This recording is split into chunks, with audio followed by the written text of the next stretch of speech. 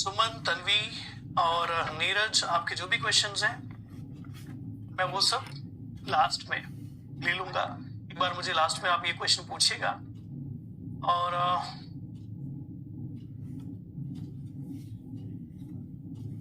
Aptitude के sessions बेटा last में होते हैं या बीच में जब होंगे तो आपको पता चल जाएगा। Okay, let's start. तो आज के सेगमेंट में हम इकोलॉजिकल सक्सेशन पढ़ने वाले हैं।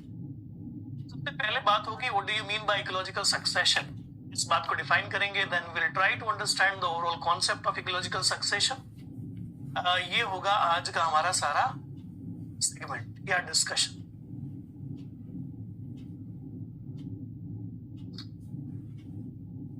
ठीक है, राइट। सो चैट बंद हो रहा है और अब आप सब बातें ध्यान से सुनोगे। लास्ट में हम आपके सारे क्वेरीज और क्वेश्चंस लेंगे। So the topic what we have to discuss that is ecological succession.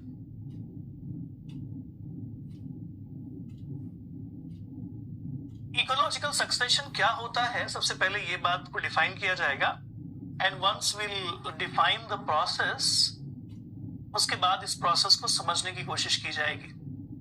So when you are talking about the ecological succession that means you are talking about the community formation. आप कौन से concept को पढ़ रहे हो? आप पढ़ रहे हो कम्युनिटी फॉर्मेशन के बारे में। कैसे होता है कम्युनिटी का फॉर्मेशन?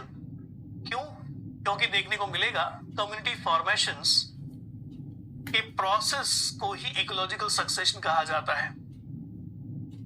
जो भी कम्युनिटीज हमारे आसपास में है वो सारी कम्युनिटीज कैसे बनी, क्या तरीका था, क्या प्रोसेस था, इस चीज को स्टडी करना ही इकोलॉजिकल सक्सेशन कहा जाता है। This is nothing but a process of formation of communities.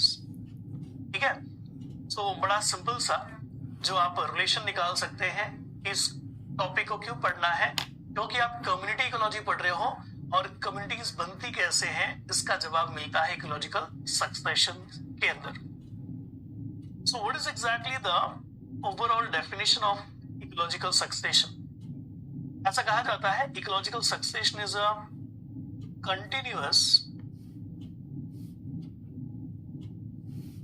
And gradual process. ये एक कंटिन्यूअस एंड ग्रेजुअल प्रोसेस है इन विच communities will be get formed, communities will get formed and replaced by upcoming communities। जो भी upcoming communities होंगी, these upcoming communities will replace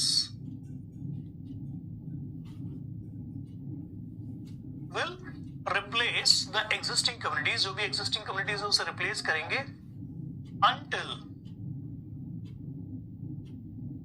the final, also called climax community formed। जब तक क्या नहीं हो जाता, कोई ऐसी कम्युनिटी नहीं बन जाती जिसे रिप्लेस कर पाना मुश्किल ही नहीं नामुमकिन हो। जी हाँ, ऐसे किसी प्रोसेस को क्या कहा जाता है? Ecological succession. So the concept is very simple, the concept is very clear. What is exactly the ecological succession? Ecological succession is nothing but, yes, ecological succession is nothing but a process. Yes, it is a kind of process in which we will find that a kind of continuous and gradual process will be get initiated at any barren area, किसी barren area के अंदर, और फिर इस barren area के अंदर एक के बाद एक नई कम्युनिटीज बनती जाएंगी और पुरानी कम्युनिटीज रिप्लेस होती जाएंगी, और ऐसा तब तक चलता रहेगा जब तक वहां पर कोई स्टेबल कम्युनिटी का फॉर्मेशन नहीं हो जाता। तो ये था बड़ा सिंपल सा definition, right.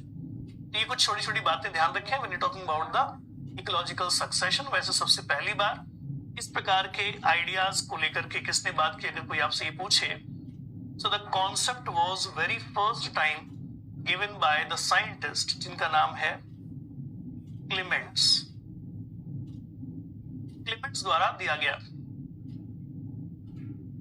The concept was given by, the answer will be Clements. ठीक है, अब इसी चीज को हम डायग्रामेटिकली यहां पर समझने वाले हैं कि सक्सेशन सही मायने में होता क्या है।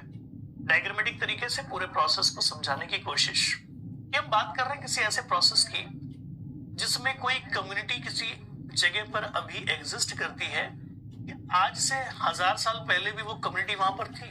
तो आंसर मिलेगा कि जरूरी नहीं है कि कोई कम्युनिटी किसी प्लेस पर आज से 1000 साल पहले भी थी। तो मान लेते हैं कि कोई कम्युनिटी किसी प्लेस पर आज से 1000 साल पहले नहीं थी, एग्जिस्ट नहीं करती थी। ऐसी कोई बात हम यहाँ पर डिस्कस कर रहे हैं, राइट। एग्जिस्ट नहीं करती थी और धीरे धीरे वहां पर कोई कम्युनिटीज बनने का